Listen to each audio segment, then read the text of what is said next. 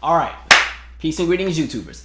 So welcome to the third installment of the So What Happened series. In this series, we take a look at different projects that were released by specific artists and may not have necessarily been as commercially successful as anticipated by the artist, the label, those in the industry, fans, and critics. Today we take a look at the fifth studio album from international superstar Usher Raymond entitled Here I Stand. So here we go.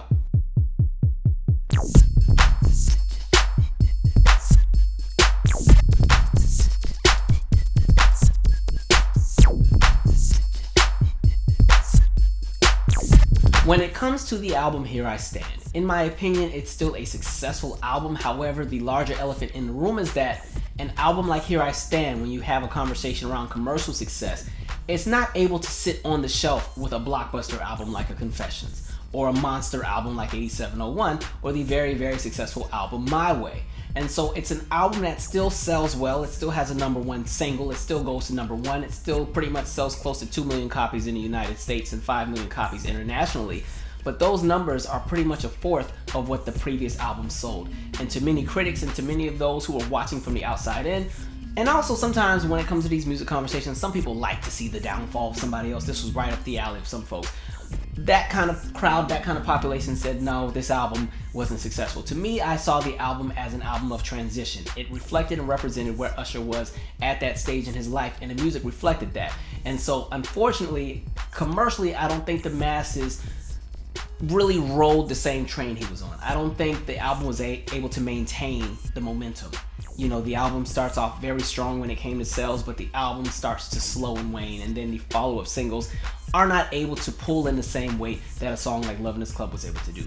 So before we can really dive into the Here I Stand era, we have to put things into the right context and backtrack into what would be the Confessions era during 2004 and 2005. And so when we go back to 2004, Usher is enjoying what would be the biggest era of his career, the Confessions era.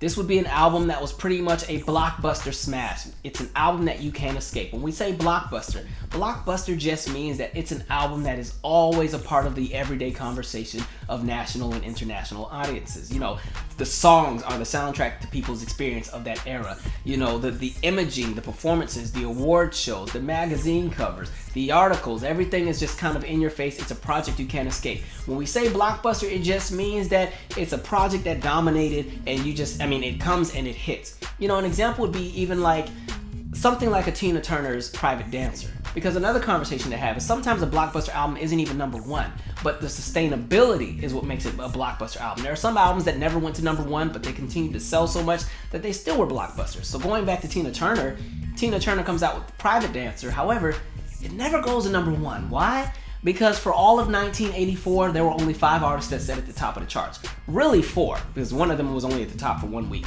But you have Michael Jackson's Thriller, which sits at #1 from January all the way until mid-April. All right, you have another album called Sports that was #1 for like 1 week, but it was #1. All right, you have Bruce Springsteen with Born in the USA. That's an album that sits at #1 for weeks and weeks and weeks. You have the Footloose soundtrack that sits at #1 for weeks and weeks and weeks, and then you close out the year with the monster smash Purple Rain by Prince, which sits at #1 and closes out the year. And so pretty much all of those projects were all blockbusters that were inescapable in 1984. So big to the point that somebody like a Tina Turner with Private Dancer, who was, you know, she's enjoying her monster comeback, you know, she couldn't even climb to the ranks of #1 because the other projects were so big. So those are like blockbusters upon blockbusters upon blockbusters. That's kind of the same energy something like an Usher had.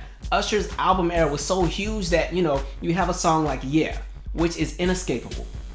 The song Yeah sits at #1 on the Hot 100 for 12 weeks. All right, it's also the #2 song of the Hot 100 for that decade, only sitting behind Mariah Carey's We Belong Together. It's also ranked as #11 overall in all of the Hot 100 history, meaning that from August 4th of 1958 to the present, Usher's Yeah sits at #11.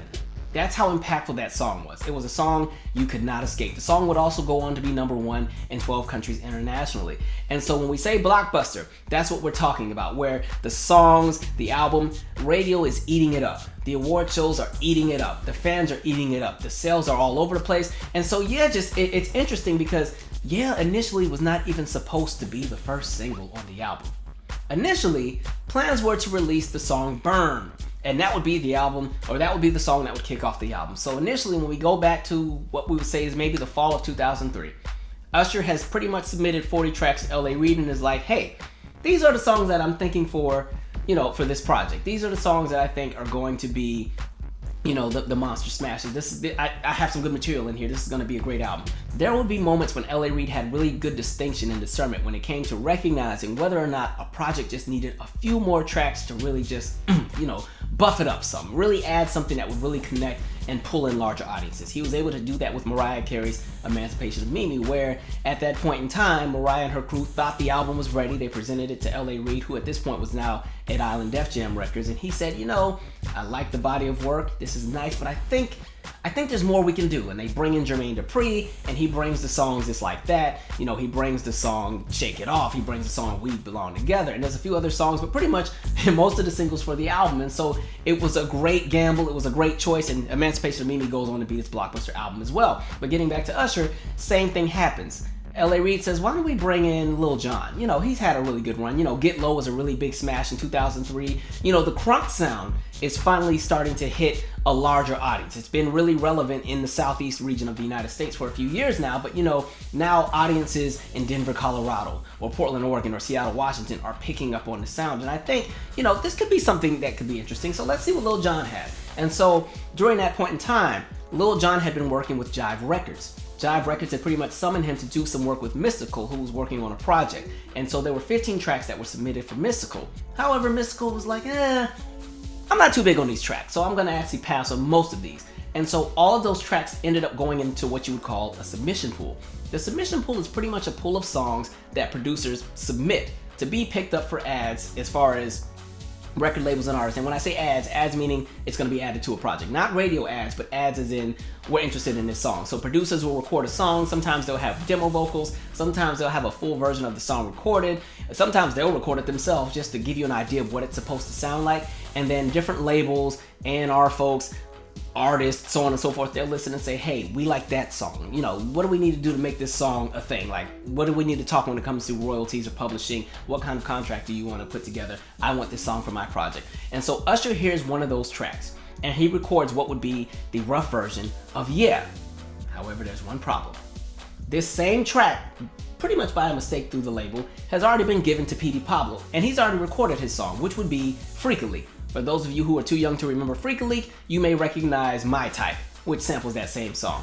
And so P.D. Pablo loves his song. And so people over on Usher's team are saying, hey, you want to give us that song? How much you want for it? And P.D.'s like, no, I'm not giving this one up. This is about to be my biggest hit. I can feel it. I'm not giving it up. And so P.D. would not budge on Freakily. And so Lil Jon actually goes back in and re-records something different that kind of mimics or mirrors the same kind of energy of a Freakily, and that would become the song that would end up becoming Yeah.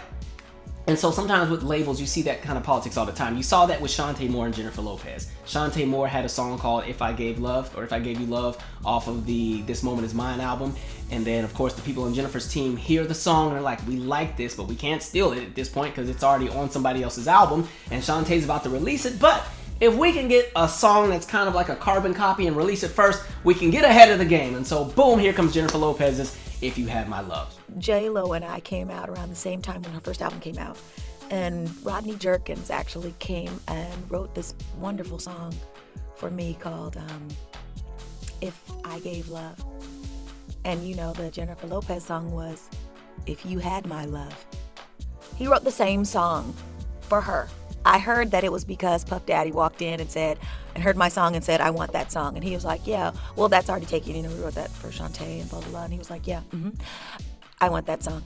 So Rodney wrote really the same song. Honestly, if you hear my song, it's the same song. But we should have been aggressive instead of backing off our single, because that was going to be my next single after Shantae's Got a Man. And we backed off of it because J-Lo had such a machine at the time. We should have just stepped out. Shantae, I'm sure, was pissed, but Shantae is still great and we still love her. And so, those are kind of like the politics of the industry. And so, like I said, LA has always had a pretty good distinction when it comes to recognizing if something isn't hitting. He's done this before with Usher. Usher initially had another song called Pop Your Collar. This was going to be a song that was going to be the lead off of Usher's new album coming out around 2000. However, this is also the era of Napster. A lot of the songs from the album, which would have been entitled All About You, had leaked. And so Pop Your Collar kind of gets what you would call canceled. It's still a moderate hit overseas, especially in the UK, but in the United States, it's one of those songs none of us remember, unfortunately. And so the song kind of disappears. They go back in the studio, they reshape some things, they add some songs, they take away some songs, and boom, you get 8701. It's kind of like Monica with All Eyes on Me. You know, there's the All Eyes on Me project. They go back in, they revamp some things, and boom, here's After the Storm. New imaging, new everything, successful album. And so going back to the song Yeah. Initially when the song is kind of put out there, because even after Usher records Yeah, he still sold on the fact that he wants Burn as the lead single. You know, Burn is gonna be that great power, you know, sexy ballad that the ladies are gonna love, the fellas are gonna be singing in the car, and so on and so forth. It's perfect. It'll give that same kind of energy that something like a You Got It Bad gave, or a Nice and Slow gave. So this is my signature sound. I want this. And so there's kind of conversations about it, but the conversation is like, but, you know, Burn is great, but we need something that's gonna shake the table for 2004. We need something that's gonna kick the door down. And Burn is gonna be successful no matter when we release it, but I think there's something else we can do beforehand. And so, Yeah ends up being sent to DJs around November and December of 2003. The DJs eat this song up. It starts to spread. And this is before it's even been sent to radio. It's before there's even a video. It starts to spread. The single Yeah would eventually be released on January 27th of 2004. And when the song hit, it hit. It was to the point where the song had debuted at number 53 on the Hot 100, a whole 2 weeks before it was even released to radio. There was that much anticipation, that much buzz, that much support coming from regional DJs and radio stations, where the song was already being unofficially played before it was officially released. And so by the time Usher would get to BET to promote the music video for the song Yeah, which would be released on February 18th of 2004, the single Yeah was already sitting at number 4 on the Hot 100. To be quite honest, the single was going to go to number 1 whether there was a music video or not. That's how much anticipation was there for the song Yeah. Yeah would go on to be this monster international hit. The song was everywhere. Radio's playing the song every 5 minutes. MTV is playing the video all the time. It's a staple on VH1 and BET as well. It's the song that people are playing at the company Christmas party. It's a song that people are playing at the cookout. It's a song that the schools are playing at the high school dance. It's a song that the cheerleaders are dancing to at the NBA halftime shows. It's a song that's pretty much a part of a national conversation when it came to what people were listening to in 2004. Yeah would pretty much be the soundtrack to 2004. And so if you follow some of my earlier music conversations on this channel, we talk about the formula that helps to build what you would call a monster hit. And it's usually composed of 3 or 4 elements. Element 1 is always that you have a very in-your-face type of production. Something that's big, something that hits, something that's very boom.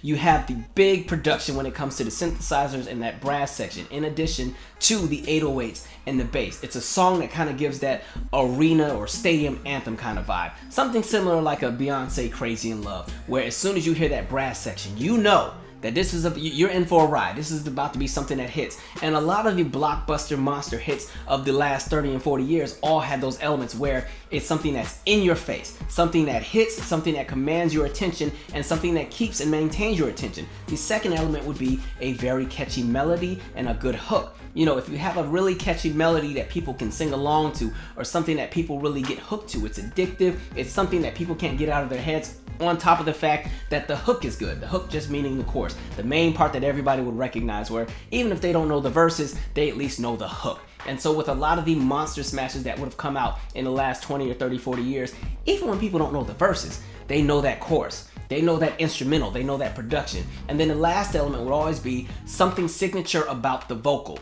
Either a really, really great vocal delivery that normally works the best with ballads, or something signature about that vocal that makes the song stand out. So a perfect example would be something like a Khalees Milkshake, which is not a song that you would go and bring out the orchestra for vocally. However, the uniqueness and the stylings of the delivery when it came to the hook was something that made the song catchy, because it was kind of something that wasn't really familiar sounding at the time to radio. So people became very inquisitive about what they were listening to, and they would give the song a chance. In addition to, again, great production and just a song that was catchy, it becomes a hit.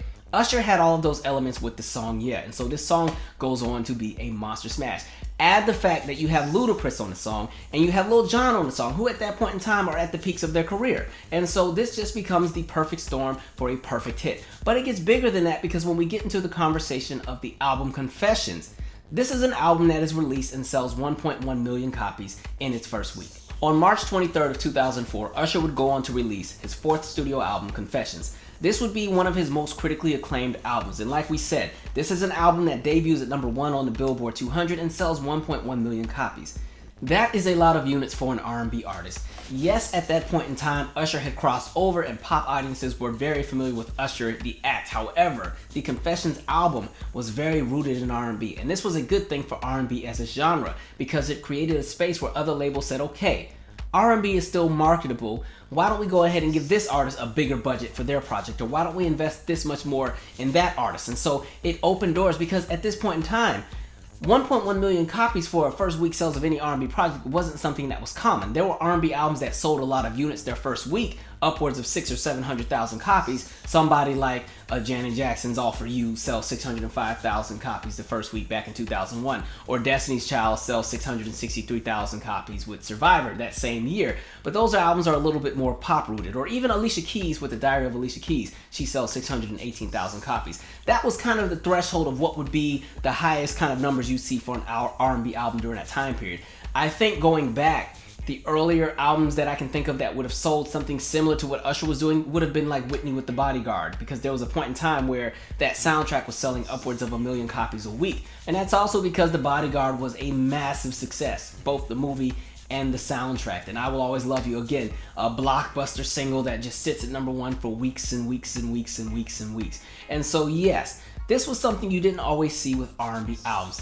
In that field, you saw different artists from other genres move those kind of numbers. You saw it with the Teen Pop Explosion acts that were really doing their thing between 99 and 2002. So the Britneys and NSYNCs and Backstreet Boys, they were all selling upwards of 1 million or 2 million copies their first week. There would be additional artists like an Eminem or Limp Bizkit that would also sell upwards of 1 million copies their first week. So Usher is now sitting in a room, in a space where he's achieved something that is not very common for a lot of R&B artists. A lot of R&B projects were still selling very well. They may sell 200,000 or 300,000 or 400,000 copies the first week, and they would definitely go multi-platinum. But the idea of a project just selling 1.1 million copies wasn't too common at that point. There were previous albums that had done it, like I said, Bodyguard, and even some albums from before that era.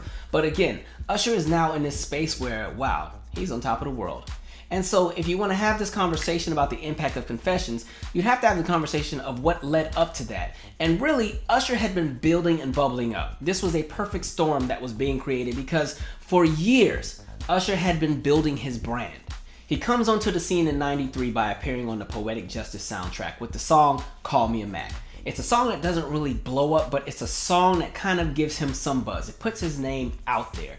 And so they kind of put him back into a little bit of grooming and artist development. And then he later comes out with his debut album entitled Usher. And the album doesn't really hit either. It's actually a nice album, by the way. Like it doesn't get talked about enough, but I thought it was a nice album. And so the album doesn't really connect. And a lot of parents aren't fans because they don't like the fact that he's singing about sex and he's only 15. And so there's songs in there like Slow Love and Can You Get With It and Whisper. And so parents are a little turned off.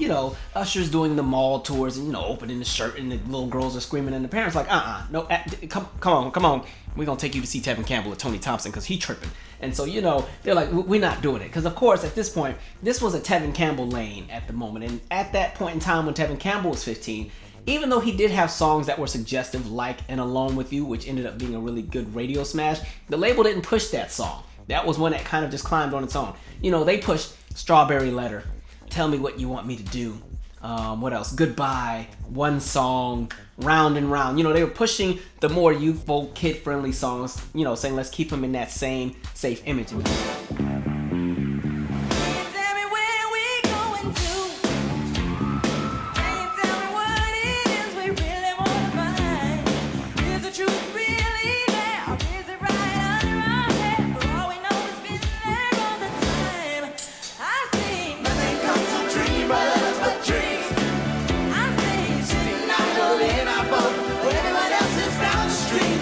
And when Tevin came out with the next album, it's like, okay, we can spruce it up a bit, but not too much. So it's just going to be, Can We Talk? Now, Usher done already said, like I said, Usher's already talking about where love used to be, slow love and whispers. Tevin's folks are like, absolutely not. Can we talk? Okay? If you had parents like mine, it wasn't going to be too much talking you could do on the phone because your mom was in the other room listening. and don't let her pick up the line and try to eavesdrop on what you're talking about. So you weren't going to talk about too much. And so even though Usher doesn't really blow up, He's starting to get notoriety for his performances. There's a really interesting clip I remember seeing on Teen Summit where he was actually sick that day, but still pushed through with the song and still was able to maintain control of how he would deliver that specific song he was performing.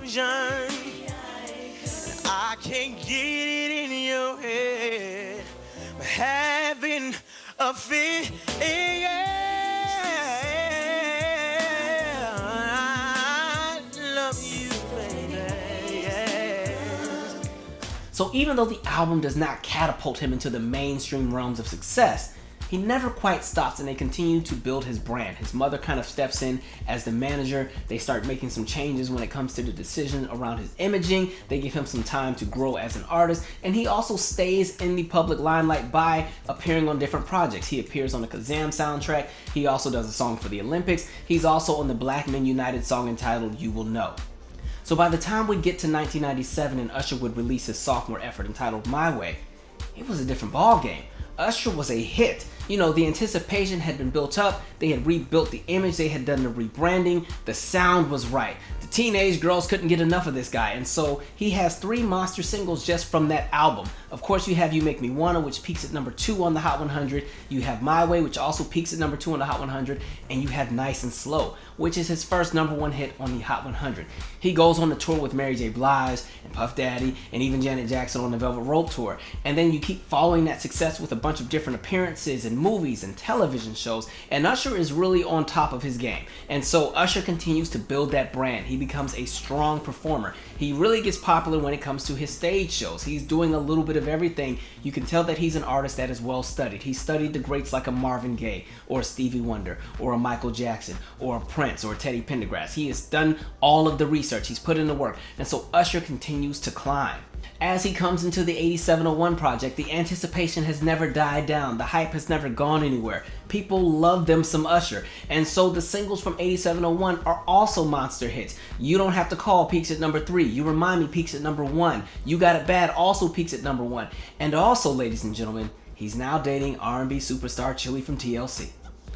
Usher's caliber of celebrity continued to grow. He just stayed on an incline the entire time. So from the time that he emerged in 93, leading up into Confessions, his anticipation, his hype never went anywhere. People were always checking for what it was Usher had going. He was on many different stages. He was performing and giving tributes to legends. He was performing on a stage with legends. He was doing the MTV Awards. He was doing the BET Awards. And of course, especially when we talk about the My Way era leading into 8701, he's a teen heartthrob. He's done movies. The girls have him all over the Word Up magazine, and they got pictures of him on the lockers and the posters and the binders and everything else like that. And so Usher is this heartthrob that the girls can't get enough of. But his sound is so mature that adults can appreciate what it is he does as an artist. And so even though he has a large fan base of younger teenagers, adults enjoy his music as well because it's good music. It's well put together, and he's working with everybody. You know, he's working with Lil' Kim. He's working with Faith Evans. He's working with all these different people. And so people really enjoy what it is that Usher can bring to the table.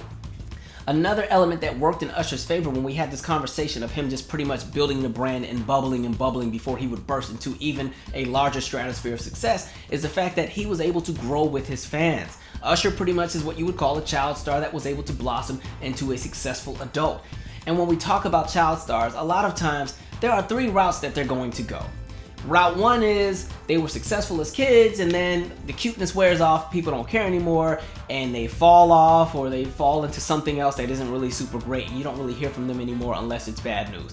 The other route is, you know, they've had their heyday as a kid or a teenager, but they repurpose their image and find something else that makes them happy. So maybe they start a business or they go into something else.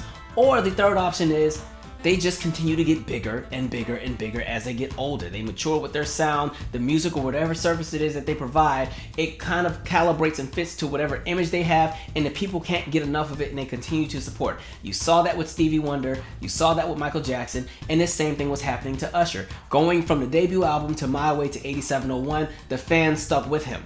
He continued to bring in new fans. And like we said before, the purpose of whenever you release an album is one, you want to bring in new fans, you want to appease the fans you already have, and you also want to maintain the general interest of the public when we're talking about the masses. He was able to do that with My Way. He was able to do that with 8701. He's everywhere. You can't get enough of Usher, and he's able to successfully maintain his place in the industry. And at this point in time, it was competitive. He wasn't the only one out there. There were a lot of male entertainers that were cleaning house. So leading up to the album Confessions, Usher had done everything right. The music was good. And not only was the music good, but when you're talking about the singles that were released from My Way and 8701, they were singles that would help set the trend for what would be popular in relation to sound for that year. You Make Me Wanna sounded like nothing else that was out in 1997. Nice and Slow as well would be a song that would really be a staple on radio. When you talk about You Remind Me, it didn't sound like anything else that was out in 2001. The image was good. He seemed relatable. People felt that he was charming, and at the time that he was with Chili from TLC, it was kind of like a fairy tale relationship, so people really like to see a fairy tale celebrity relationship, so people were really intrigued by that aspect. When it came to the consistency of the music, the shows, the touring, constantly staying in the public eye, he did it all right. As a performer, not only could he dance, but he could actually sing very well. He had worked on his craft as a performer. You can definitely say that vocally he got better as he got older. He definitely worked on his technique, found ways to really make things work within his range. And even the conversation of sex appeal. Women could not get enough of Usher. Usher was that dude at that point in time. Women were just hot for Usher. And the funniest part is Usher was somebody who was soft-spoken. You know, he didn't have a very commanding speaking voice, but he had a soft-spoken voice. And that doesn't always work with everybody, but it worked for Usher. And not just teenagers. I'm talking women that were in their 50s couldn't get enough of Usher. Usher was that person to go after for a lot of the women. And even the guys admired this man's swagger. And of course, his music was the soundtrack to a lot of the playlists that they would try to use when they would try to pull in a girl as well. So hey, Usher was universally appreciated.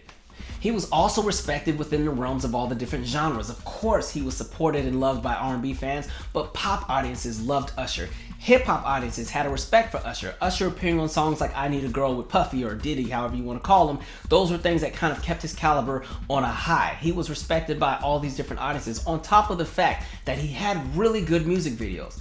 Very good music videos. So the anticipation leading up to Confessions, everything was set up. The cards were perfectly aligned for a Blockbuster era.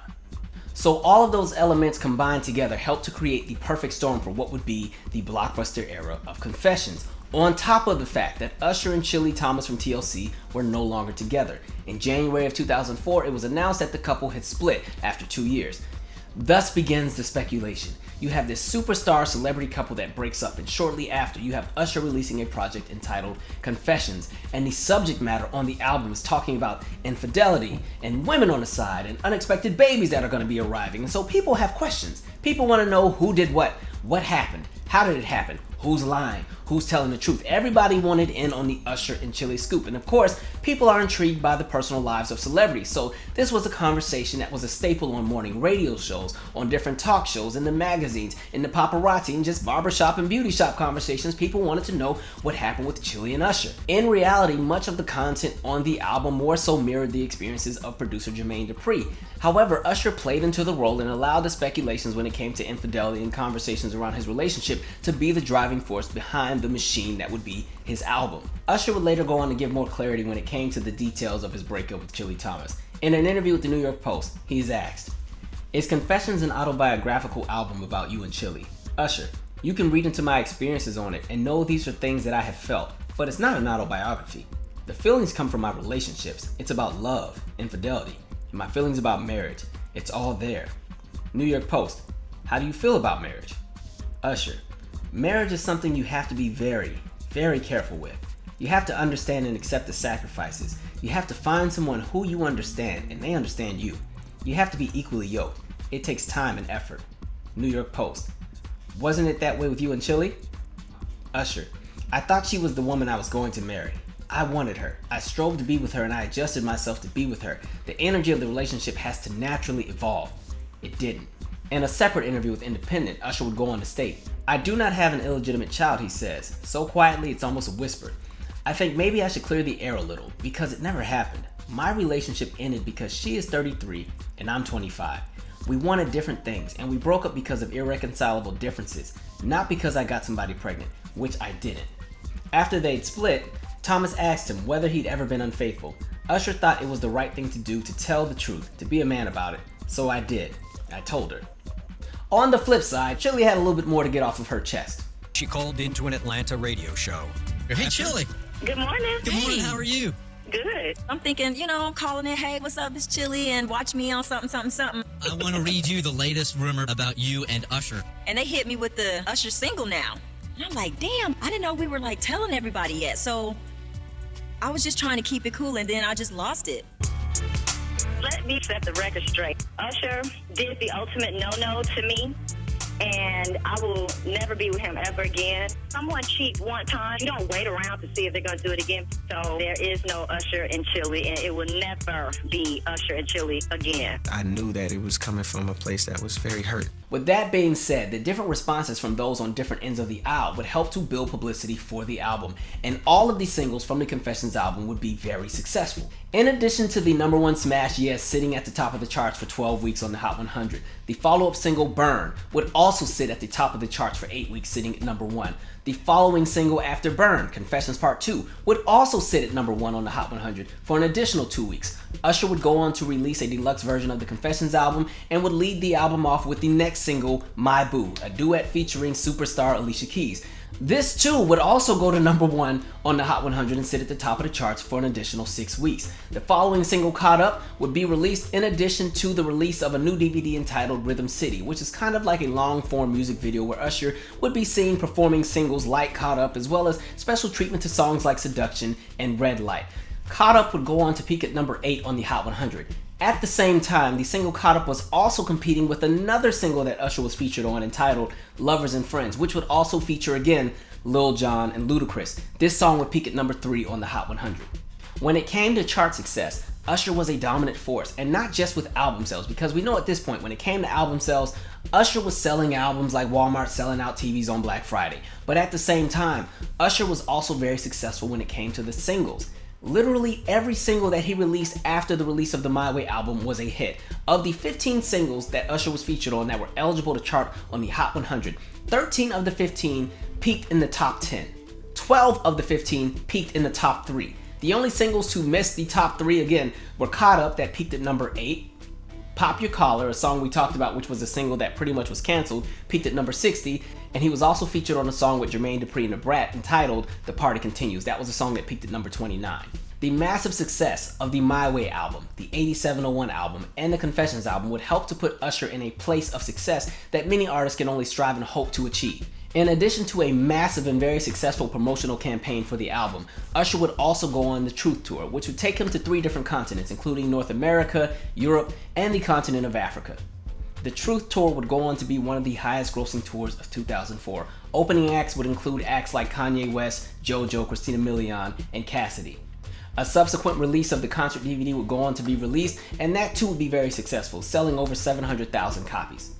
When the final tallies were added, the Confessions album would go on to sell nearly 20 million copies internationally. In addition to having a very successful album, a very successful rack of singles, very successful world tours, a very profitable brand, he would go on to sweep many award shows during the 2004-2005 award show season. He would win Entertainer of the Year at the NAACP Awards, Billboard Artist of the Year at the Billboard Music Awards, 5 Soul Train Awards, 2 BET Awards, 2 European Music Awards, 2 VMAs, 4 American Music Awards, and 3 Grammys, as well as a rack of other awards. After navigating through the massive success of the Confessions era, the next question becomes, what's next for Usher? Where does he go? Will he be able to continue this same momentum? Because something like momentum, unless there's no gravity around, momentum eventually slows down at some point. And so the question becomes, what's next for Usher? Does he go and release another album in the next year and a half? Would that be too soon? Would Usher fall into the risk of overexposure where people are tired of him, so it's like, no, we're good, we'll pass, let's get something else? Does he take an extended break of 2 or 3 years? Will people still be there when he makes a return? What's next for Usher? Where does he go? And so Usher kind of goes into a quiet little break where he jumps into some different endeavors. He stars in the movie In the Mix, which unfortunately isn't a movie that is very successful. It makes about $10 million in the box office. This would probably be one of the first projects Usher's name was associated with that did not do very well commercially. Usher would also have a successful but short-lived stint on Broadway, starring in the production Chicago as the character Billy Flynn. However, due to a very severe case of strep throat, he would have to pull out of the role. Also around this time, Usher would begin dating stylist Tameka Foster. This was kind of a relationship that was kind of kept under the wraps in the beginning and would later come back to become an explosive story amongst the tabloids. For most of 2006 and much of 2007, there wouldn't be any new music from Usher being heard on radio stations aside from a collaboration with Omarion on the Icebox remix and later a collaboration with R. Kelly on Same Girl. During his hiatus from the music industry, the playing field would get a little bit more crowded. In addition to some of his peers who had already been in the industry but may have rebranded themselves, there were also some new artists that were coming into the fold, and there were also some established artists that were getting bigger platforms. Some of these artists included Jay Holiday, T-Pain, The Dream, Lyfe Jennings, Bobby Valentino, Lloyd, Mario, Omarion, Jamie Foxx, John Legend, Robin Thicke, Neo, Trey Songz, Chris Brown, and Justin Timberlake, just to name a few. And though at this point Usher Raymond had outsold all of these individuals all now had a different layer or a different lane within the R&B or pop sound, which would be direct competition with somebody like Usher when he makes his return to the industry. And just to clarify, because I know somebody's going to interpret that as me saying Jay Holiday was Usher's biggest competition when he was getting ready to return with the next album.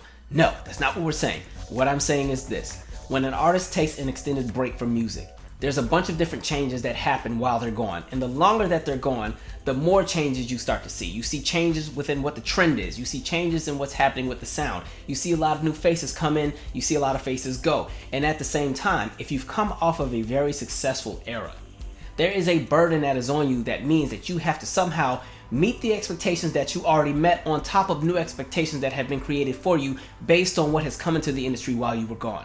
So to clarify that even more, if you take three artists like John Legend, Robin Thicke, and Lyfe Jennings, and when I say Robin Thicke, I'm not talking about Blurred Lines Robin Thicke and performing at all the big major award shows Robin Thicke. I'm talking about the Robin Thicke that used to only be played on R&B radio and have moderate R&B hits because the pop world would not acknowledge him. We're talking about Lost Without You, Robin. So if you take John Legend, Lyfe Jennings, Robin Thicke, the three of them all had very different sounds, but they were very popular and very successful with adult R&B audiences because the music was very mature. They brought in something different to the table. Lyfe Jennings, of course, with the guitar and everything, he had a very, very critically acclaimed debut album. John Legend, who had just come onto the scene about a year and a half earlier, at that same point, has had a very, very successful debut album as well. And again, critically acclaimed. There's a maturity to his sound. There's something that pulls in adult audiences, but he can also be respected by some of the younger audiences who will still somewhat to an extent listen. And so Usher has to still somehow meet the expectation that they've been putting out there in regards to what it is that they're doing, because Usher is also getting older as well. He's not 21 anymore. He's getting into the older 20s. And so people are going to expect for there to be a more mature approach to his sound. So that's one bubble of expectation that he's going to have to meet. In addition, by the time you get to a year like 2007, the marriage between R&B and hip hop has shifted. I will always say R&B and hip hop used to be in a perfect marriage when you got into the 90s, where both genres could exist on their own without the other. They had a very interdependent relationship, but if they needed to do their own thing, they could do their own thing. You had a lot of R&B acts have very, very successful albums, projects, tours, win a rack of awards. Same thing can be said about the hip hop artists. As you got into the mid-2000s and going into the 2010s, that marriage shifted. Hip hop became the dominating genre.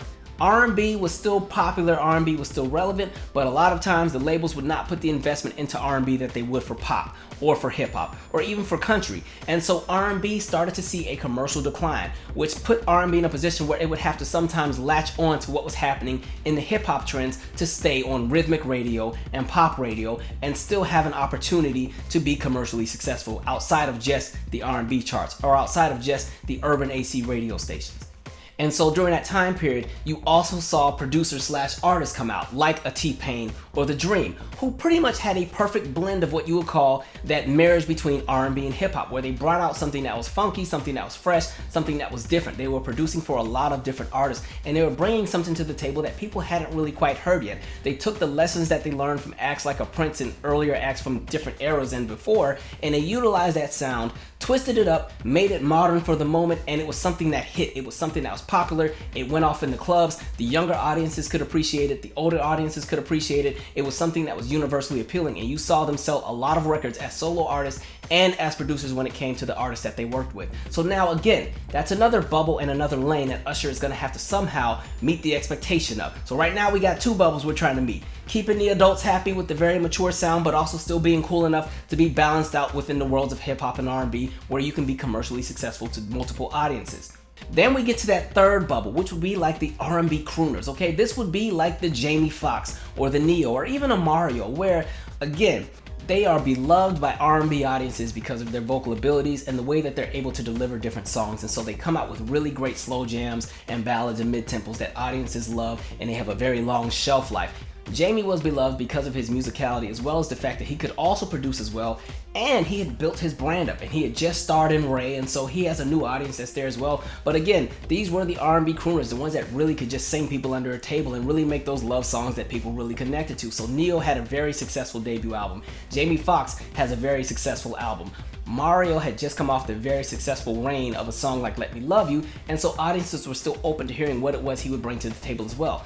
So now Usher is burdened with meeting the expectation of at least 3 different bubbles. The bubble we said with John Legend and Lyfe Jennings and Robin Thicke. The bubble we said with acts like The Dream and T-Pain. The bubble we said with acts like Neo or Jamie Foxx or even Mario. And then there's still another bubble he has to meet the expectation for. And that's the bubble that would exist with artists like a Justin Timberlake, a Chris Brown, or even an Omarion. These are the entertainers that are a little bit more visual. They can sing, but they can also dance. And when they perform, they're gonna give you a high energy octane show with lasers and then pyrotechnics and water spraying out of the floor, and they're gonna flip upside down and the floor is gonna shoot up and everything else like that. And so Usher still has to meet that expectation as well, because again, that's the lane that keeps the younger audiences entertained. They love the visual performer. They love to see the explosive award show performances and the tours that are going to be in the arenas and the stadiums, and the stage is going to move, and the stage is going to move into the audience, and people are going to get brought up on the stage, and they're going to be somebody hanging from a harness and spinning upside down. People love all of that, on top of the fact that these are all artists that also can still sing very well.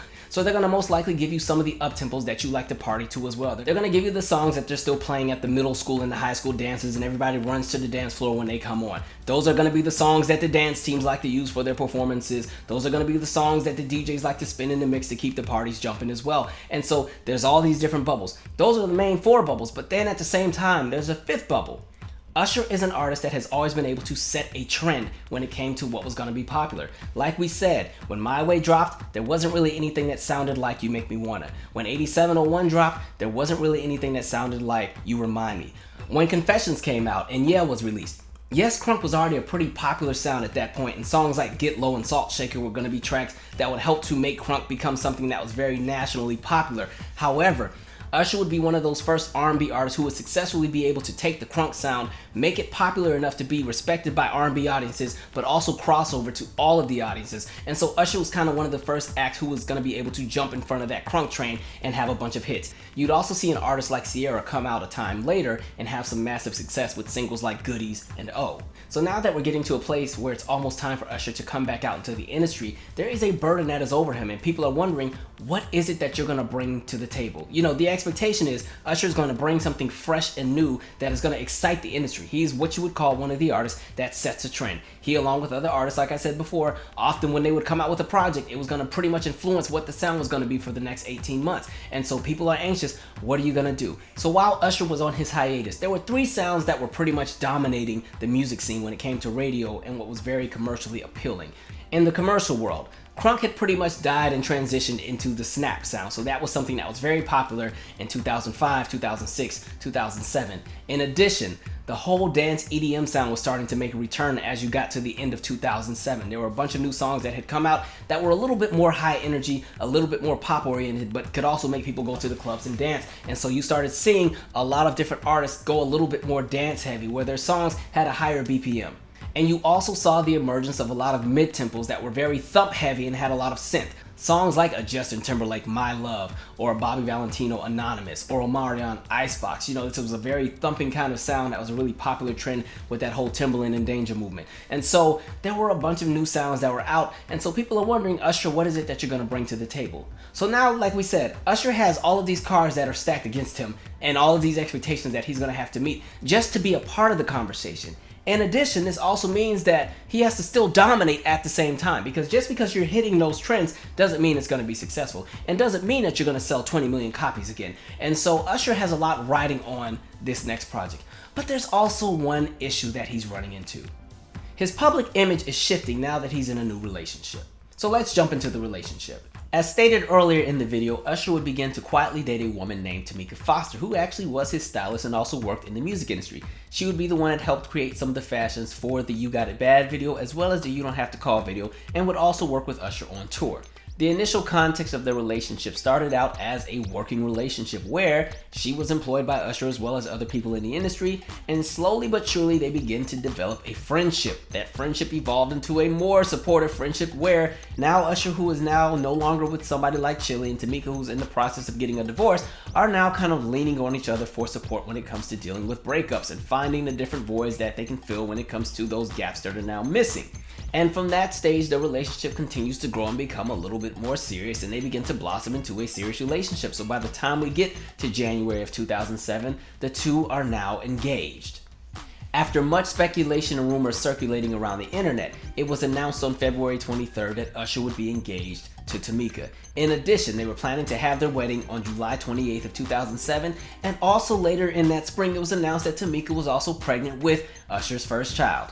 Sounds like a fairy tale, right? The cards have aligned and everything that was so desired has come into fruition, and they're going to live happily ever after in this thing we call love. Not in this scenario. From the moment the announcement is made about the engagement, all hell starts to break loose. The initial reception and response by the public, by fans, by critics, and by the internet world to the engagement is more so mixed than it is so positive. It's really leaning towards the negative side, and there's all kind of speculations and conversations about Tameka Foster, and she now becomes public enemy number one. In the public eye, the relationship was already tarnished from the jump. Rather than Tameka being treated as someone who had been in a relationship for about a year and a half before the engagement was announced, Tameka was more so treated like the mistress that shows up to the gravesite and waits for the reading of the will once the limos pull off. And so Tameka was now public enemy number one, and a lot of people felt that Tameka is bringing down Usher's brand. People became very inquisitive about Tameka Foster, mainly because there were a lot of people who did not know who she was until the announcement was made about the engagement. So for some people, they felt that she popped up out of nowhere, and here she is, latching on to Usher, riding his coattails, because of course, he is going to be a big paycheck later down the line. And so a lot of people are just not fans, and they become more and more critical. And as they dig into her personal life, there's even more critique, because they're starting to find out additional details. They're finding out, wait a minute, she's been married before. She has 3 kids. Some people even questioned whether or not she was even qualified to date somebody of Usher's caliber, because they felt that she was not attractive enough to pull somebody like an Usher. And so people continued to dig and put out different comments, and there were a lot of very cruel things said about Tameka on the internet. There are even people in Usher's camp who are asking him, are you sure this is what you want to do? Marriage right now? You do know that you have an album that's coming out soon, and we need you to be the top-notch, pristine entertainer that you can be to promote this album. Something like a marriage is going to tarnish the brand. It's going to make you age up and make you a little bit more distinguished, and right now you're too young to be a distinguished artist. Distinguished means you're going to end up on the Urban AC charts and only the Urban AC radio stations. This means that you're not going to be cool enough to be at the high school dances, and the younger crowd's going to entertain you because now you've aged up. And it doesn't help that you're dating somebody who's 8 years older than you. And so are you sure this is what you want to do? You sure you two just don't want to kick it and chill quietly for like 2, 3, 4, 5, 6, 7, 8 more years? Are you sure? And so there's all kind of conversations and critique about the relationship. And just as the smoke continued to get thicker, it was then announced that Usher had fired his mother, Janetta Patton. Now, if we remember, when we talked about that 9-year incline of just success upon success upon success when it came to Usher, a lot of that had to do with many of the decisions that his mother was making. And now she's been pushed out of the picture. And so that stirred the pot even more, because now there's rumors that Tameka and the mother don't get along, and that Tameka is controlling, and she's the reason Usher is making all these terrible decisions when it comes to his career, because again, she's after the money, and so on and so forth. So Tameka's public enemy number one. Usher has now fired his mother, and now it's gotten to the point where even the radio personalities are heavily critical of this relationship. It got to the point where allegedly Usher Raymond and Tom Joyner, of all people, had beef. According to syndicated host Tom Joyner, the mild-mannered Grammy winner recently threatened to whoop Mai after Joyner joked about rumored tension between Foster and Usher's mom, Janetta Patton. Joyner said Usher called him off-air to complain about claims that Foster urged him to fire Janetta as his manager. Word is, Usher was particularly unamused when Daily News contributor John Murray quipped to Joyner during the broadcast, "I wonder if he's gonna put a pink slip in her Mother's Day card." Joyner and sidekick J. Anthony Brown made much of Usher's fury last week aboard the Fantastic Voyage cruise where LL Cool J, the OJs, and others performed during a Caribbean benefit for historically black colleges. "Who's afraid of Usher?" asked Joyner, prompting laughter from his ship guests. Joyner and Brown even invited anyone in the audience who knew Usher to tell him, "We're not afraid of him." Usher is also said to have called WBLS host Wendy Williams and Hot 97's Angie Martinez to ask them to lay off Tameka, a source tells us. The personal call to Williams comes as a surprise to those who remember Usher hurling curses over his shoulder as he dashed away from the DJ on the red carpet of the Soul Train Awards a few years ago. This was after Williams had invited Foster onto her show, only to kick her out of the studio when Foster failed to deliver the expected dish on why she was fired as Usher's stylist. Usher's rep Chris Chambers said, "I don't know of my client calling or threatening anyone. Radio personalities are going to talk about current news. We can't put a muzzle on anybody." To help ease some of the rumors that were circulating when it came to the firing of his mother, Usher would soon release a response to the Associated Press. In a statement made to the Associated Press, the Confessions singer confirmed that he is no longer managed by his mother, however denied that it was as a result of any rift. Instead, he claims, "She and I are on great terms and support each other in our life's endeavors." He believes by separating his business and personal life that he can have his mother strictly as his mother with no added pressure. The Confessions singer also parted ways from his publicist of almost 10 years, Simone Smalls. She said in a statement, "Change is good. He became one of the biggest modern-day global superstars and talent brands under my guidance." It was previously reported that 28-year-old Usher's fiancée, Tameka, could be named as a new manager. A source said, "Tameka and his mom definitely don't get along. Tameka came to Janetta's birthday on April 6th. They hugged and posed for photos, but it was all for the cameras." One of the interesting aspects that I noticed when it came to Tameka Foster and the conversations around Usher and the relationship was that her age was always brought up. But what was really funny to me was that Tameka and Chili were the same age. They were a month and a half apart, so it was always interesting to see the dynamic shift. And I think it plays into the conversation about what happens when a public figure dates somebody who is not a public figure. You sometimes see the tides change. I think there are exceptions that are made when celebrities date celebrities or date other athletes or other public figures. However, when a celebrity or a public figure dates the average everyday person, then all of a sudden that person is up for critique, because they don't meet the standard of perfection that other celebrities do through the eyes of the masses. And so you saw Tameka take on a lot of that heat and a lot of that smoke. In addition to the fact that she was already previously married and had children, something about that just didn't sit well with a lot of people, and people were heavily critical. And because people were heavily critical, people kept digging. So on July 27th of 2007, the day before the wedding was supposed to take place, another rumor hits the internet. And this rumor is all about how Tameka is a convict and she's done all these different crimes and she has a record that dates back to 1991. And so this hits all the blogs and the forums, and again, the conversation is spinning. And so at this point, Usher is really getting a lot of negative press. And again, this isn't something that's ever really happened to him before. Even when you have the conversation around him and Chili's breakup, because the album Confessions was so huge and everybody was distracted by the music, there was never really a big conversation around what was happening with Usher's relationship. And so even if there was any kind of infidelity or any kind of foul play in that relationship, it was brushed over and nobody really paid attention to it. And it was kind of like, oh, well, it is what it is. Let's go party the year and let's go sing along to Burn. This time, there's not any music out. People can actually just sit and focus on Usher and his personal life. And so he was getting a lot of negative press. And this was one of the first times that he was really getting it. And the fact that he also fired his mother, people are like, who fires their mother right before Mother's Day? And so you have that going on. And then again, you fire the publicist and people are like, you fired the publicist too? What's going on with this guy? And so he's getting all this negative press. So then comes July 28th of 2007, and it is supposed to be the day of the wedding.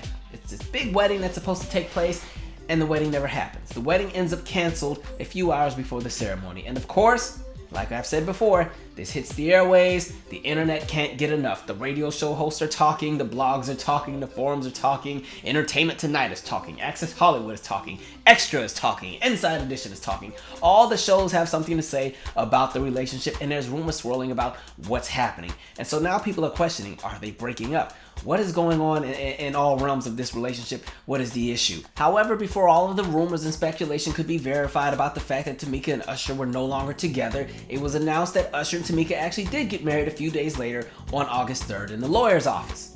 And following that August 3rd date, there would be a more formal reception later in September.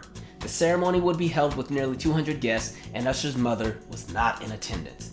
At the same time, Usher was also working to rebuild his brand because he had also jumped into some additional endeavors. He was now launching a men's cologne and women's perfume line entitled Usher He and Usher She. He would make his promotional rounds to help boost the interest in the fragrance and also appear on the Miss Jones radio show, which was probably not a good idea.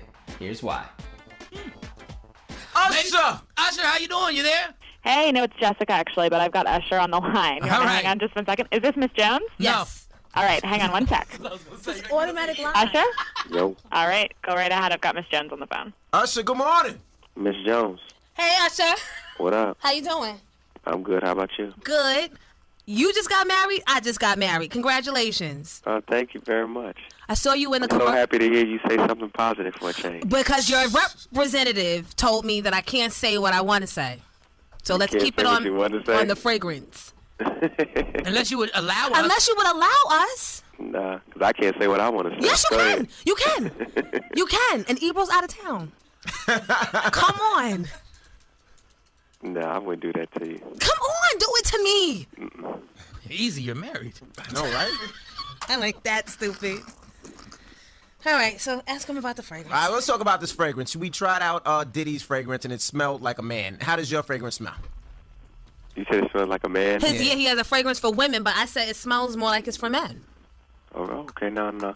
Actually, well, fortunately, I released the men's and the females, so you get a little bit of both. When you smell the fragrance, it starts off a little bit more sweet. When you get to the heart of the fragrance, a little bit more depth. What he Damn it! Why you called off the wedding and then married her again? I want to know. Usher? Guys, we really have to stick to the fragrance. I'm very sorry. So how much is the fragrance, Usher? How much is it, Usher? How much is the fragrance in stores? Oh, this chick, you crazy, man. Usher, on the real, I'm actually almost related to It's you. like we fronting no, because he wants to say stuff. I want to say stuff. I'm almost related to him. When is the fragrance in stores, Usher? The fragrance is actually already in stores. I got a special appearance that I'm doing at Macy's at Herald Square. I'll be there from 7:30 to 9:30. Now, is this the setup for the album? No, it's not a setup for an album. This is a setup for a fragrance. As I just said, it's a personal appearance at Herald Square at Macy's. It's from 7:30 to 9:30. When is the album coming, or is one coming soon? I've been working on it for like the last year. It should be finished hopefully in the next week or so. But don't have a definite date of release. When it's time for you to hear the record, I'll make sure that y'all the first to get it. About the fragrance, guys. All right, that's all we can talk about. Can we talk about people trying to compare Justin Timberlake to you and saying he's about taking the your spot? fragrance, Michael Sean? Maybe he'll answer that. Have you heard people saying JT's taking your spot? He's the man now. Does that annoy you? People say he dances better than you. He's got a better live show, and I've heard this all over the place. That's too bad that he's not releasing a fragrance, and that I am. So, Usher, I know your family from Tennessee. You know Aaliyah? That's my fiance's cousin. Oh, yeah? Yeah, you remember Aaliyah. You know our family. They know you. Oh, yeah? I'm just trying to break the ice, Usher. Did she sign the prenup before you got married? Did she sign the prenup? That's what I want to know. That's what people want to know. Y'all motherfuckers funny. At least we got a lie.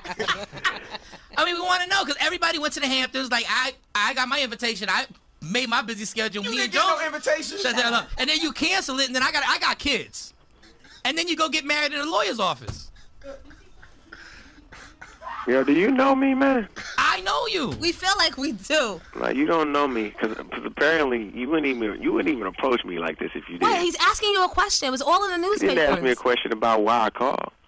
No. We asked you a question about what we want to know and what your fans want to know. Yeah, but guys, we're here to do an interview about the fragrance. Jessica, mind your business. We're talking about the personal appearance at Macy's. Jessica, why aren't you married? You want to do an interview, Jessica? Did you want to marry Usher? Is that why you're mad? Is that why we can't ask questions, Jessica? This is all because of you. It has nothing to do with Usher. You're a jealous You're the one who does it. We're just playing. Stop it. Shut up. Guys. Usher will be at Macy's Herald Square. Ignorance. It's Y'all bliss. ignorant, man. We just playing, Usher. Y'all ignorant. Like, Lighten up. Come we're just on. playing. You're a superstar. I Like, know, God but has y'all blessed you. ignorant. You're ignorant. It's all right. But good luck with the fragrance. Ladies and gentlemen, Usher. As you can see, the personal life of Usher had now taken over Usher's actual brand when it came to his music and anything else that he was putting out. People wanted their questions answered and they were willing to get it by any means necessary. At this point, you're starting to see a more irritable Usher, an Usher who is tired of everybody coming after the woman who is carrying his child, coming after the woman who at that moment in time was the love of his life. Whether or not people approved of Tameka Usher in his mind had made the decision that at that moment in time, she was right for him, and that's where he was in his headspace. And so for everybody else who disagreed to him, it was kind of like, your opinion doesn't matter because this is where I am in life and nobody's going to understand my plight except for me, so lay off. However, this entire scenario was a lot of great buzz for a lot of different radio personalities, as well as blog sites like Media Takeout and Rhymes with Snitch. From this point forward, there will be some changes and new norms that Usher would have to adjust to in relation to his personal life and his music career. Benny Medina would be brought in as Usher's manager. Benny Medina at this point in time was very well known as working with the who's who of the entertainment industry. Also around this time, it was announced that Usher was in the studio working on his next project that was slated to be released in November of 2007. Usher would find himself in the studio with many production heavyweights like Polo the Don, Tricky Stewart, Danger, Jermaine Dupri, will.i.am, Brian Michael Cox, Jazzy Faye, Darkchild, and The Dream, just to name a few. Also in November of 2007, Usher Raymond V would be born. This would be the first baby between Usher and Tameka Raymond. Then sadly on January 21st of 2008, Usher's father, Usher Raymond III, would tragically pass away. Usher would use the recent occurrences in his life to serve as motivation for the content on his up-and-coming album. Also at this time, it was announced that the album would be pushed back to a later time and date. The album's initial November release date was supposed to coincide with the release of Usher's fragrance, Usher He and Usher She. Even with a lot of Usher's personal life circulating in the headlines, there were still conversations and anticipation about what it was that Usher was going to be bringing to the table musically. A Rich Harrison produced song entitled That Girl Right There, featuring Ludacris, would leak in November of 2007 and start to generate some buzz as well as find its way onto some radio stations. This song was rumored to be the first single from the up-and-coming Usher album. However, this song would not end up being a single, nor would it appear on the up-and-coming album later down the line.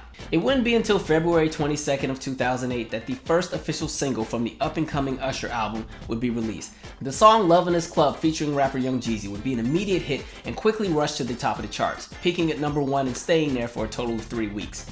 During this time period, Usher would begin his promotional campaign for the up-and-coming album that was slated to be released on May 13th of 2008. On April 28th of 2008, a remix of Love in This Club would also be released and sent to radio. This remix would feature acts like Beyonce and Lil Wayne. The remix would also peak and chart at number 18 on the Hot 100. Now with Usher's 8th number 1 Hot 100 single sitting at the top of the charts, as well as this remix peaking at number 18, Usher was slated to release the up-and-coming project entitled Here I Stand. But questions did arise. Could Usher really do it again? Was Usher going to pull another million-plus seller during his first week? Yes, Love in This Club was a number 1 hit, but it wasn't quite the number 1 hit that a song like Yeah was. It did peak and stay at the top of the charts for 3 weeks, but it didn't do it for 12 weeks like Yeah. So people started to question, could he really do it? Also, people questioned, was it really a good idea to release a remix of the same song with such a similar production and push it as the second single? Would this kind of put the album in jeopardy when it came to momentum and interest? On May 13th, the 5th studio album from Usher Raymond would be released entitled Here I Stand. It would debut at number 1 on the charts and also sell over 443,000 copies in its first week. Critically, the album received mixed to positive reviews. On the positive side, Usher's vocal arrangements and vocal delivery was deemed as superb and top tier. In addition, the subject matter was celebrated, as well as the fact that producers were really fond of this new mature Usher that was being presented. On the more negative side, some of the critiques were that the album was a little too long and not as eventful as previous albums. The album would also go to number 1 in the UK, Canada, and Australia. When it came to the reviews, there seemed to be a divide amongst the publications depending on which demographic their content was marketed to.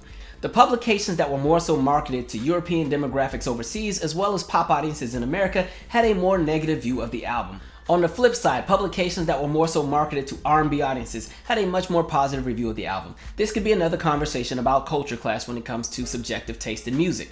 During its second week on the charts, the Here I Stand album would drop to number 3 on the Billboard 200 chart, selling around 145,000 copies respectively. This would generate the continued conversation about whether or not Usher Raymond could pull off a second Confessions-type album era. In all fairness, it's already pretty unexpected for an artist to sell 1.1 million copies with the first week of any album, unless you're one of the really big name top artists. I guess Usher would have been one of those artists at the time. But it's really unlikely for an artist to do that 2 times in a row. And so Usher was burdened with having to meet the expectations that was set for him based on his own accolades. When Confessions was released, the album would sit at the top of the charts for 9 weeks that were not consecutive, meaning that there would be some weeks where the album may drop to number 2 or 3, but in the following week it would climb back up to number 1. So now all eyes were on Here I Stand. What was Here I Stand going to do in the following weeks? Was it going to climb back up? What was going to be the next single? Was the next single going to be a song that would keep the momentum going? Because at this rate, it looked like Usher was on a slow decline. To help maintain public interest, the next single, Moving Mountains, would be released on May 23rd. Personally, I never understood why they chose Moving Mountains as the next single. To me, I felt like because it was about to be the summer and people want to have some high energy and have a good time, you needed to release something that was a little bit more energetic.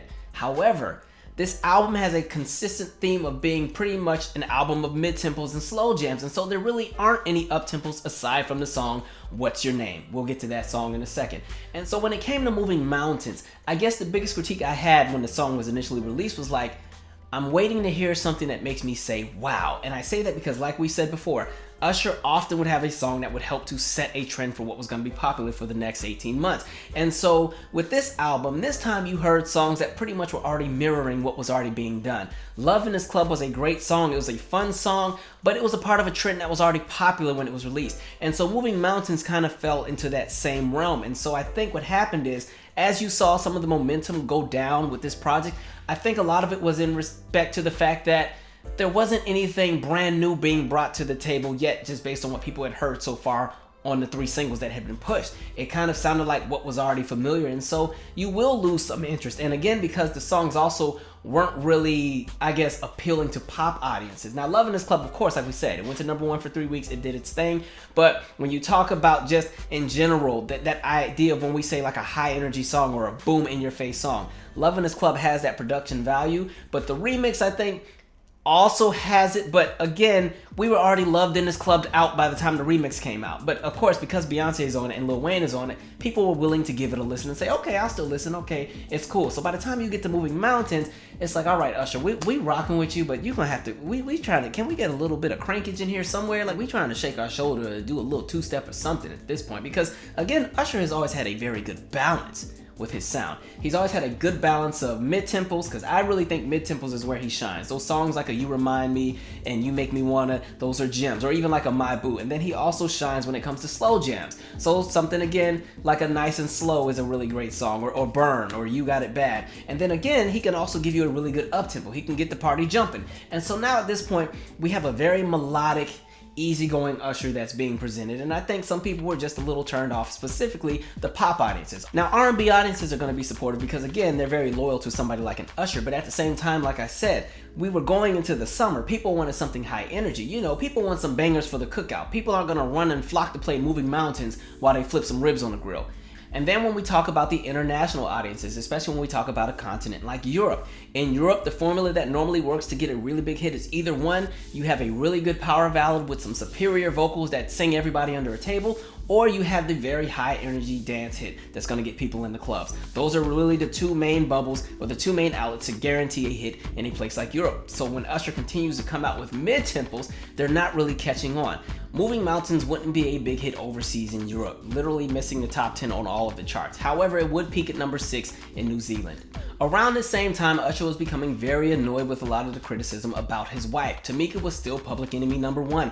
People were associating the fact that Usher's music may not have been up to par with what people were expecting, and somehow tying it to Tameka. And so Usher would make an appearance on TRL where pretty much he would have a moment and tell audiences to pretty much stop talking about his wife. Usher would go on to state, I love my wife very, very much. There was a little rumor earlier this week about us separating. It ain't true. We in love. Get out of there. Matter of fact, I'm tired of people continuing to talk so much trash about me, know what I'm saying? And my relationship. My wife is not 40 years old, I love her to death, and I'm a black, strong man in America standing up for my people.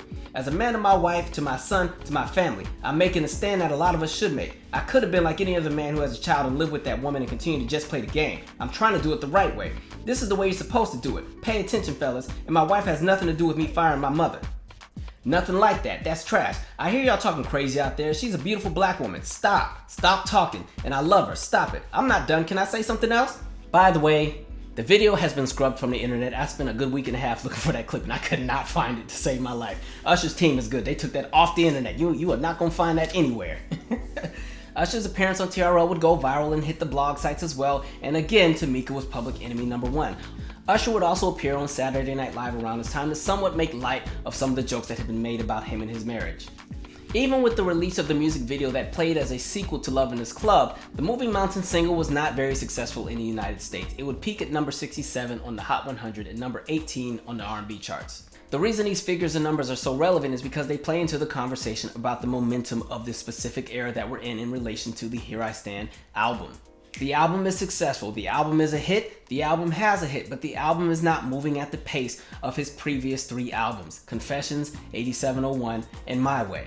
From June to August of 2008, Usher would continue to promote the album by making various appearances and doing additional performances. However, there weren't going to be any new singles released at that moment. And at this point in time, Moving Mountains had already peaked by the time you got to the midsummer. So there really wasn't any new music coming from Usher at that moment. The album would continue to gradually slide down the charts.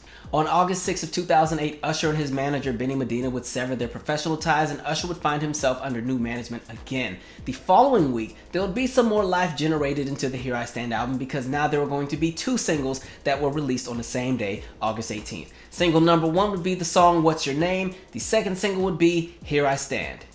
I think the objective was to appease multiple radio formats by releasing 2 separate singles that have very different sounds. Send one single to the pop audiences, send the other more so to the R&B audiences. In the past, many artists have done the same where they will release a single to the pop stations and send another one to the R&B stations and get the best of both worlds.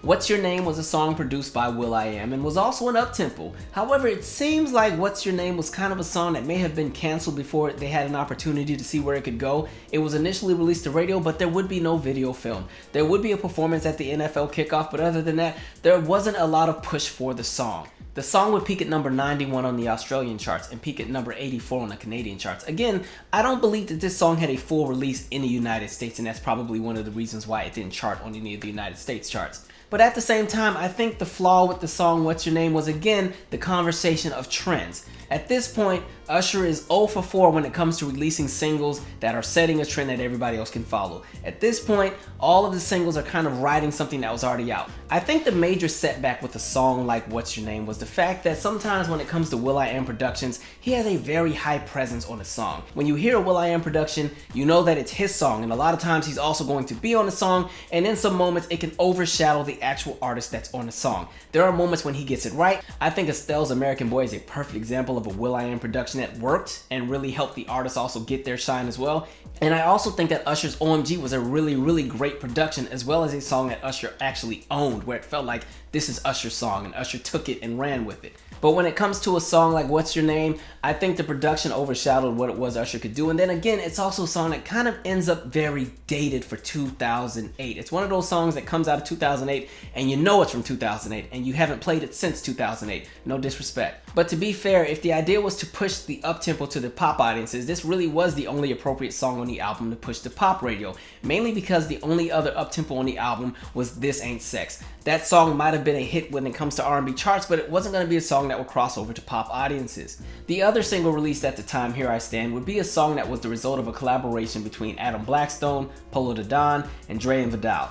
In my opinion, Here I Stand was the strongest single released from the album. It's kind of a song that you already knew wasn't going to be a huge crossover hit, but it is a beautiful arrangement. The vocal is together. Of course, it's very pristine and top-notch when it comes to his delivery style of the vocal arrangements. I love the musicality. It has live instruments on it, and because of that, it's a song that doesn't get dated. It's also the song from this album that gets the most radio play in modern times, speaking of 2020 and as we're going into 2021.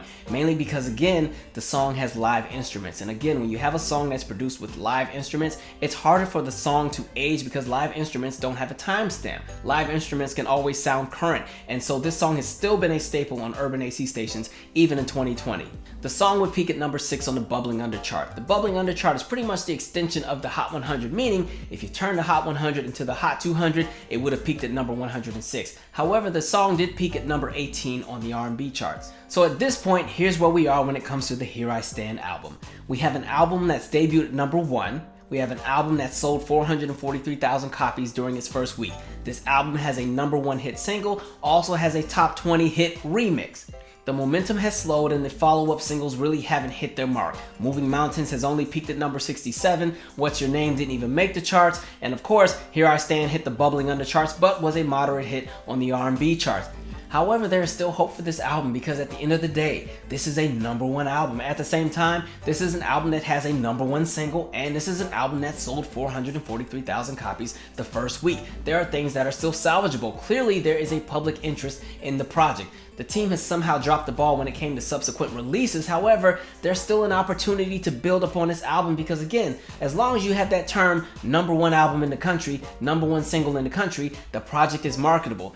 So what's next? Does Usher's team go and launch the new commercials to kind of reboost some energy in the album? You know, Usher, Here I Stand, the #1 album featuring the #1 single, Love in This Club. Get it now. Available in stores everywhere and on iTunes. You know, it could have gone in that direction, and so they decide we're going to still keep pushing this album because there's some hope here. And at this point, the album is sold close to about 2 million copies in the United States. So it is selling, it's just not selling as fast as the previous album. On September 3rd of 2008, it is announced that Usher is going on tour. However, this is not going to be the big giant arena spectacle where Usher comes in from the ceiling. This is more so going to be a very intimate set of shows. 15 specific dates, and the title of the tour is going to be the One Night Stand Ladies Only Tour. From a marketing standpoint, this was a brilliant idea because again, this was still Usher Raymond. Usher has built a brand as being a really great performer. People love to see somebody like Usher because they know they're going to get some really good singing, they're going to get a really good live band, they're going to get a very decent visual show. Even though this is going to be a show that is in theaters as opposed to arenas, this is going to be a show where fans can feel a little bit closer to their favorite celebrity. On the flip side, because it's not an arena tour, you don't really have to worry about the venues not selling out because again, somebody of Usher's caliber is easily going to sell out theater venues. As a matter of fact, if Usher really wanted to during this time period, he could have tripled the amount of shows to 45 and he still would have sold out every date. However, keeping it cut down to a strict 15 creates the idea of demand, and again, this is somebody of Usher's caliber doing a limited tour with limited seating, so of course the demand is going to be high and fans feel that they have access to their favorite entertainer because he's literally an arm's reach away. R&B crooner Teddy Pendergrass would be very popular with these kind of tours as well during his heyday. To help boost the interest in the album and the tour, the last and final single from the album would be released entitled Trading Places on October 17th of 2008.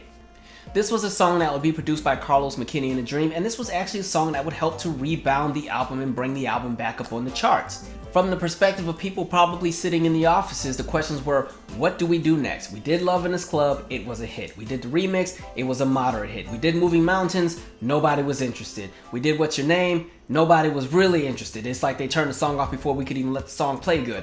Then we did Here I Stand, it caught on, but it caught on to only one specific audience. The pop audience didn't really appreciate the song. What do we have left on the table? And then the light bulb must have went off for somebody in that office because they said, hello, Usher, sex appeal, shock value, we haven't used it yet. And so boom, here's Trading Places. Trading Places would be a song that was more so familiar to a lot of people who were interested in somebody like an Usher. Usher in the past has had songs like Nice and Slow, and something like Trading Places fits right in that same realm. Even though this is another mid-tempo / slow jam, the production value has more energy. This is a song that fits the radio in 2008. And so with the release of a suggestive video and the buzz around the tour that's going to start on November 2nd, the song starts to make its climb on the charts. It wouldn't be a massive hit on the pop charts, but it still was a song that caught on to some extent. It would peak at number 45 on the Hot 100 and number 4 on the R&B charts. On November 2nd of 2008, Usher would embark on the One Night Stand Ladies Only Tour. This tour would be a hit because again, this was the theme of the ladies only. Fellas, buy your girlfriend and her 2 best friends tickets and leave her alone. Let her go to the show with her friends and don't ask no questions when she gets back. And so the tour was a hit. It received very good reviews in relation to the stage production as well as Usher's showmanship and his stage presence. When it was all said and done, the Here I Stand album would sell a little over 2 million copies in the United States and close to 4.5 million copies internationally. So when it comes to an album like Here I Stand, the album was still moderately successful. It's an album that went multi-platinum, it had a #1 hit, and it also debuted at #1, and it also still launched a successful tour. It may have been a smaller scale tour, but it was still a tour. However, what works against Here I Stand is the fact that it sits in the shadow of an album like Confessions. And because Confessions was so massive, pretty much anything that did not meet the same threshold as Confessions was automatically going to be deemed a failure through the eyes of many critics. If it would have sold 4 or 5 million copies in the United States and maybe 8 or 9 million copies internationally, it would have been deemed a success. Because again, it's very rare that an artist is going to have 2 albums sell over 20 million copies back to back after the year 2000. Just not going to happen because one, the industry is changing, and then again, that's a very high burden to meet for any artist. Overall, I pretty much have 9 reasons altogether as to why I think the album just really didn't catch on. Of course, the first being that when it came to the first single, again, we've talked about it already, it was a hit, it caught on, but it wasn't something that people hadn't already heard. And because of that, it wasn't going to bring in additional interest after that initial wave of people who were going to support Usher anyway, just because it was Usher came in and bought the album. You needed something that was going to pull in additional audiences. You needed that idea of something that was going to be the blockbuster hit, the song that was really going to just catch on and pull people in from not only just the United States, but also across the water in Europe, over in Africa, and over in Asia. I think another setback for the album was that gap in the summer where there wasn't really any new music being pushed out. The minute they realized Moving Mountains wasn't going to catch on, they should have had the next single ready, but they waited until almost the end of August to launch the next 2 singles, which again really didn't catch on. Here I Stand would be a gem in the R&B radio world, but when it comes to What's Your Name, it didn't really do anything. And again, Here I Stand was not really that pop crossover hit. Because of that summer slowdown, the momentum for that album continued to slow as well. And honestly, I think Usher should have launched a tour in the summer as opposed to the fall. When it comes to imaging, I think there's several conversations to be had, especially when it comes to the conversation of reinvention for an album era. A lot of times, in my opinion, I think a lot of men in R&B and in hip hop have always been limited with how far they could push the reinvention of their image. Really, the options they only had up until maybe 2015 was you can change your clothes, or you can change your hairstyle, or maybe you can get a new tattoo, or maybe 1 or 2 piercings. That's about the most that you can do. So with the hair, what do you want? You want to get locks, you want to get braids, you want to have a curl, you want to have a mohawk, or do you want to keep a wavelength, or you want to go bald? Those are your options. With the piercing, okay, you can do whatever you want to your ears. If you want to get the piercings where you have the big holes, you can do that. You might be able to get a nose ring pulled off depending on how distinguished your look is in the face. And when it comes to dyeing your hair, probably not going to be cool until about 2015. So those are your options. You know, and again, you can change your clothes. In comparison, when it comes to women in the industry, women have a lot more flexibility and a lot more leverage to do whatever they want and not be criticized or be judged. And so when you look at a lot of women entertainers, you can literally tell what album era they're in just by how they look. You know, if you see somebody like Rihanna with red hair, you automatically know it's the loud era. If you see somebody like a Whitney Houston with the bob wig, you automatically know it's the My Love Is Your Love era. If you see somebody like Mariah Carey with the good swoop, I mean that good swoop right there, clearly that's Butterfly. If you see somebody like Mary J. Blige with the blonde braid, clearly that's the breakthrough era. When it comes to somebody like an Usher, and you have the conversation around styling and the imaging, it's pretty much an extension of what was already happening for Confessions. Everything's still about the same, just with a little bit of time progression. The same can be said for 8701, only the clothes are just a little bit less baggy. So again, that's one of the smaller details. I don't think it would have made a big difference when it came to album sales or when it came to the songs hitting. But sometimes when you do have a new look that's kind of refreshed or something that gets people talking, it does generate buzz.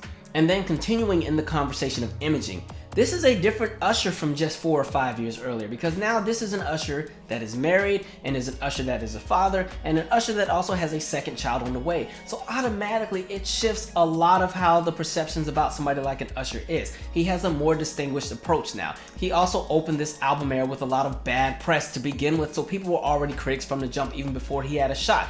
To be fair, Here I Stand never stood a chance from the minute it came out. People were already waiting for him to flop. People were waiting to already find something wrong with the guy. And so, of course, as the singles start to underperform, people use that as fuel and say, yep, we told y'all Usher was done. He's a flop. He couldn't keep it up. I told you, it couldn't last forever. It is what it is.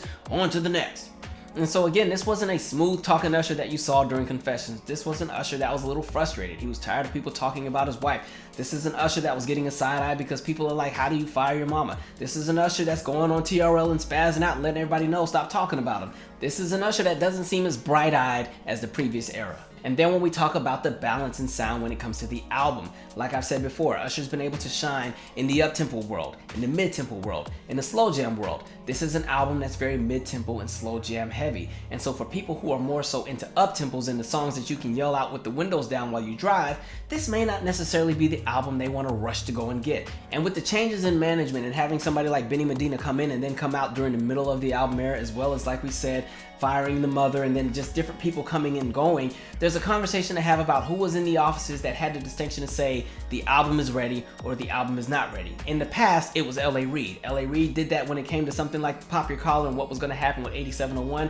He also did that with Usher's Yeah and Confessions. He also did that, like we said, with Mariah's Emancipation of Mimi. So who was that person for Here I Stand? Because clearly I think there should have been a conversation that said, all right, we like the material, you sound amazing, these are wonderful songs, but maybe we should trade 2 or 3 of them out and put something in that's a little bit more high energy. Just something to kind of balance it out, because again, when you have a 17 or 18 track album and it's a lot of the same energy, people's ears will get bored if they're not a heavy diehard fan who's willing to give an album time and patience and a lot of nights to simmer.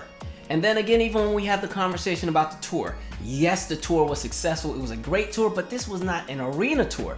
And this is also a tour that stayed in the United States. Touring is one of the ways to always bring in new fans and bring in new audiences and keep the momentum and the hype around your album going. A lot of times when an album starts to tank, as soon as artists go on tour, their album sales start to pick up because casual fans will go to the concert. Even people who aren't big fans of the artist will go to a concert because, hey, maybe there's company tickets or maybe a friend invited them to the show, and so they go to the show and then the show is amazing and they're like, wow, I really need to check this person out. Let me go buy their album. So yes, this was a successful tour, but it wasn't a big arena tour and it lasted for a total of 15 shows. And so again, as great as it was to have something that was exclusive, it was also something that would limit access to the masses when it came to what was available. In my opinion, the best thing Usher could have done with this specific tour is either have a TV special, you know, like one of the live HBO specials, or at least release a concert DVD so people can at least see what happened during the show. And then when we get to the actual album, in my opinion, like I said before, I just think this was a transitional album that represented where Usher was in his life. And unfortunately, because so many people were heavily critical of what was happening at the same time, that same energy shifted to the music. I will say there were some songs I would have traded out. There were some misses on the album, but there also were some gems. There were some really great tracks on the album. And I think this is an album that was really just for his hardcore fans. In the beginning of this video, we talk about how anytime you release a single or release an album, there has to be 3 main goals. 1, appease the fans you already have. 2, bring in new fans. And 3, maintain the energy and maintain the anticipation around the project and keep the general interest. And I think Here I Stand really only does one of those things, and it's keep the fans appeased. And then when we get to the younger crowds and the younger demographics that are also consumers of music, I think this is an album that is very adult and geared towards an older audience. Now, it's interesting because Usher was only 29 when the album came out, but again, I just think this is an album that was really more so for a seasoned ear, if that makes sense. And I don't think it was something that was going to really be heavily pushed towards a younger crowd. And so because Usher left that lane wide open as far as the material that would really bring in a younger crowd, there were other artists that were able to go and ride right into that lane. So of course you also have the emergence of somebody like a Chris Brown, who is a little bit younger, and again, he would be somebody who would fit that same mold of a visual entertainer, but just for a younger crowd because he's 10 years younger than Usher. And it's not saying that Chris Brown was taking away any of Usher's shine, but what I'm saying is that Usher's fan base grew up with him. So as that younger crowd of people who were really into Usher during the 8701 and Confessions era were enjoying the era, they grew up and became older. And the generation that was under them, they would have been exposed more so to somebody like a Chris Brown, and so that's who they would have latched on to. They still have a respect for an Usher, but they're probably not going to be begging their mom in the store for the Usher album. And then again, when it comes to celebrities, when you have something like a celebrity getting married or a celebrity has a child and so on and so forth, it does kind of, to an extent, somewhat age the celebrity in the eyes of the youth. Automatically, it's like, oh, they're old. They got kids and babies and stuff now. We don't want to watch them. We're going to go to somebody else. It's just how kids are. And then when we talk music videos, there weren't as many music videos for this project that were pushed. And so I think, again, there were just all kind of elements that played into why the album didn't sell what it sold. Vocally, I think this is one of his best albums. He sounds amazing on this album. But when you talk about the songs, it's interesting that he has some of the who's who of producers working on this album. But when the album comes out, a lot of the material, again, kind of sounds like what was already out. There wasn't anything that we hadn't heard before. There wasn't anything that was new that was like, oh, yo, y'all gotta hear this record right here. There's some gems on that album, but at the same time, there are a lot of very uneventful moments during the album. And so you'd really have to just be a diehard fan to appreciate some of the songs on the album. The casual listener who has the attention span of about 5 seconds is probably skipping away. And so really, I think when I finally was able to get into the album, it was when I just happened to be cleaning up and I had the album playing and I wasn't paying attention to skipping the songs. I just let the album play and I was like, okay, I see where Usher was going here. I see where he was going. All right. And so, the album worked for what it did. It sold what it sold. It had some success, but we were able to see Usher bounce back and rebound. You saw that the Raymond vs. Raymond album would be very successful, and again, Usher would have another #1 hit with the single OMG. Usher would later divorce Tameka and also remarry, but Usher would also continue to have a string of hits and a presence on the charts for the next 12 years, even after the Here I Stand album. And so that's the Here I Stand album. Though it did not move the numbers of some of the previous albums, it's still a fan favorite to some, and it's still an album that had some gems on it. So, what were your thoughts about the Here I Stand album? Did you have any favorite songs? Did you have any favorite tracks, favorite videos? Did you get to go to the tour? What were your thoughts? Share your 2 cents in the comments. They said they couldn't ride to the music cause it's way too melodic. They despise anything that makes you feel erotic. Take a mile past the strip, the windows down to the scene. Stepping out on the weekend as the cruise routine. Cause they act up, call back up, and all the girls are macked up. The DJ spins the record and the lines begin to stack up. Take a step into another deeper dimension while you balance out the moments that should give you attention. Say, well, you such an actor, taking pictures faster, seeking validation from the ones you used to laugh at. Wait, here's a question that they never really ask us. If you had $1 million, would you spend it on your passions? We're working 9 to death and trying to catch up on our rest. And if you wanna be the best, they claim you have to ace a test. Then we did, so where's our check? Why you blowing up my text? I don't work on Saturdays, see my life is not your thefts. And that's the reason why I choose life.